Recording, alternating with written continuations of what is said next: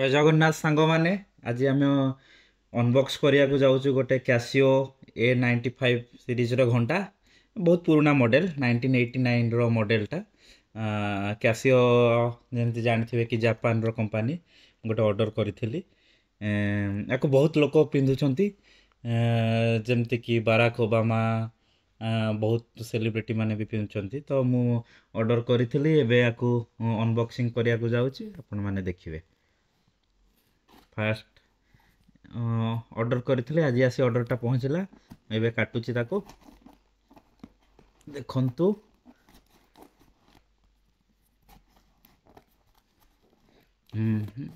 ଏଠି ଏମିତି ପାର୍ସଲ କରିକି ଦିଅନ୍ତି, ଯେମିତି ଆମର ସେପଟେ ଫ୍ଲିପକାର୍ଟ ଘରିକାର ସର୍ଭିସ୍ ଥାଏ, ଏଠି ସେମିତି ଅନ୍ୟ ର ସର୍ଭିସ୍ ଅଛି।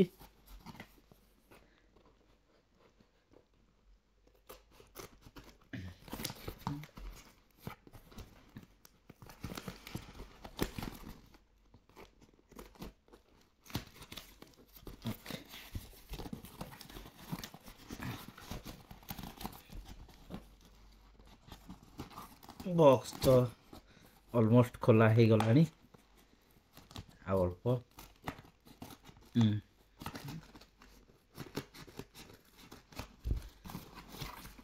ଦେଖନ୍ତୁ, ଇଏ ମାନେ ଯେତେବେଳେ ଡେଲିଭରି ବେଳେ କିଛି ହେବନି ବୋଲି ଏମିତି କିଛି ସେମାନେ ସୋଲୋ ମାନେ ଦେଇଥାନ୍ତି, ମାନେ ସପୋର୍ଟ ରହିବ ବୋଲି। ମେନ୍ ପ୍ରଡ଼କ୍ଟ ହେଉଛି, ଆକୁ ସାଇଡ଼୍ କରିଦେବା।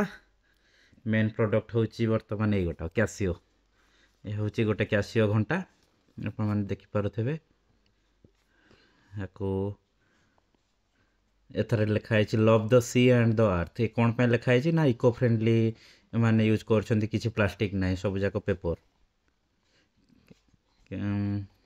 ସେଥିପାଇଁ ଘଣ୍ଟାଟା କିଛି ଏଇପରିକା କ୍ୟାସିଓ ବକ୍ସ ଭିତରେ ଅଛି। ବକ୍ସ ତ ପ୍ଲେନ୍ ସିମ୍ପଲ୍ ବକ୍ସ, ବକ୍ସରେ ବେଶୀ କିଛି ନାହିଁ, ଆପଣମାନେ ଦେଖିପାରୁଥିବେ।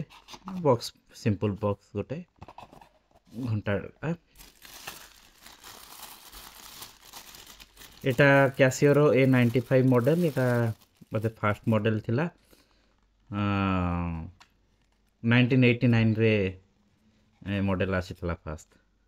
ଦେଖନ୍ତୁ, ଏଇଟା ତାର କ୍ୟାସିଓ, ତାର ନମ୍ବର EU ମାନେ ୟୁରୋପ ବୋଲି ଲେଖା ହେଇଛି।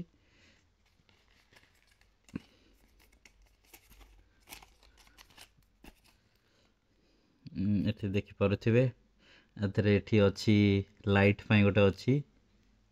ଗୋଟେ ଛୋଟ ଲାଇଟ୍, ଆକୁ ଚିପିକି ଧରିଲେ ଗୋଟେ ଛୋଟ ଲାଇଟ୍ ଜଳୁଛି ଏଇ ଜାଗାରେ। ଏ ଲାଇଟ୍ ସେମିତି ବହୁତ ପୁରୁଣା ମଡ଼େଲ, ତ ଆକୁ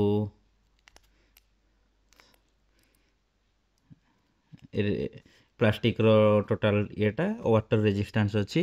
ଷ୍ଟେନଲେସ୍ ଷ୍ଟିଲ୍ ବ୍ୟାଗ୍ ଲେଖା ହେଇଛି, ମେଡ୍ ଇନ୍ ଚାଇନା। ସବୁ ଜିନିଷ ଯାହା ବି ଜାପାନ ହଉ କି ଯାହା ହଉ, ସେମାନେ ନିଜ ଭିତରେ ଝଗଡ଼ା କରୁଥିଲେ ବି ମ୍ୟାନୁଫ୍ୟାକ୍ଚରିଂ ସବୁ ଚାଇନାରେ, ଆପଣମାନେ ଯାହା ଦେଖିପାରୁଥିବେ। ୱାଟର୍ ରେଜିଷ୍ଟାନ୍ସ ଅଛି, ଆଲାର୍ମ ଅଛି, କେଉଁ ଡେ ଅଛି, ସୋମବାର, AM କି PM। ମୋତେ ୟାକୁ ସେଟ୍ କରିବାକୁ ହେବ, ଟାଇମିଂ କରିବାକୁ। ତିନିଟା ବଟନ୍ ଅଛି, ଆଉ ପ୍ଲାଷ୍ଟିକ୍ର ଗୋଟେ ବ୍ୟାଣ୍ଡ ଅଛି। ଆଉ ଘଣ୍ଟାର କିନ୍ତୁ କ'ଣ ପାଇଁ ଏଇଟା ବହୁତ ଫେମସ୍ ନା, ମାନେ ବରଫରେ ବି ରଖିଲେ ଚାଲିବ କି ଗରମ ପାଣିରେ ବି ପକାଇଦେଲେ ଚାଲିବ। ଘଣ୍ଟା ବହୁତ ଷ୍ଟ୍ରଙ୍ଗ ଥାଏ। ତ କିଛି କଣ୍ଟ୍ରିରେ ଘଣ୍ଟାର ରେଷ୍ଟ୍ରିକ୍ସନ୍ ବି ଅଛି, କାହିଁକି ନା ଏ ଘଣ୍ଟାକୁ ସେମାନେ ୟୁଜ୍ କରନ୍ତି ଏକ୍ସପ୍ଲୋଜିଭ୍ ଡିଭାଇସ୍, IED ଏକ୍ସପ୍ଲୋଜନ୍ ପାଇଁ। ତ ସେଥିପାଇଁ ଏୟାରପୋର୍ଟ ଘରିକାରେ ଏ ଘଣ୍ଟା ପିନ୍ଧିକି ଗଲେ ସିକ୍ୟୁରିଟି ମାନେ ଟିକେ ଅଧିକା ଚେକ୍ ହୁଏ। ତ କେତେଟା କଣ୍ଟ୍ରିରେ କମ୍ପ୍ଲିଟଲି ରେଷ୍ଟ୍ରିକ୍ସନ୍ ଅଛି। ଏଟାକୁ ସେମାନେ ଟାଇମର୍ ଭାବରେ ୟୁଜ୍ କରନ୍ତି, କାହିଁକିନା ଏ ଘଣ୍ଟା ଆପଣମାନେ ଗରମ ପାଣି, ବରଫ, କିଛି ବି କଣ୍ଡିସନ୍ ଥାଉ, ସବୁ କଣ୍ଡିସନ୍ରେ ଏ ଘଣ୍ଟା ଚାଲେ, ରହିବନି। ତ ସେଥିଲାଗି କେତେଟା କଣ୍ଟ୍ରିରେ ରେଷ୍ଟ୍ରିକ୍ସନ୍ ଅଛି, କିନ୍ତୁ ବହୁତ ଷ୍ଟ୍ରଙ୍ଗ ଘଣ୍ଟା, ମାନେ ଟାଇମ୍ ଚାଲିବ। ଆଉ କହନ୍ତି ଗୋଟାଏ ବ୍ୟାଟେରୀ ଯେଉଁଟା ରହିଲେ 7 ବର୍ଷ ପାଇଁ ଚାଲିବ। ତ ଇଏ ଥିଲା ଘଣ୍ଟାଟା କିଛି ଏଭଳିଆ। ଆପଣମାନେ ଦେଖିଥିବାରୁ ଭିଡ଼ିଓଟିକୁ ଲାଇକ୍ କରନ୍ତୁ, ସେୟାର କରନ୍ତୁ, ଏବଂ କମେଣ୍ଟ କରନ୍ତୁ। ଆଗକୁ ନୂଆ ଭିଡ଼ିଓ ଆସିବ, ସବସ୍କ୍ରାଇବ୍ ବି ଚ୍ୟାନେଲକୁ କରନ୍ତୁ। ଆଜି ପାଇଁ ରହୁଛି, ଜୟ ଜଗନ୍ନାଥ।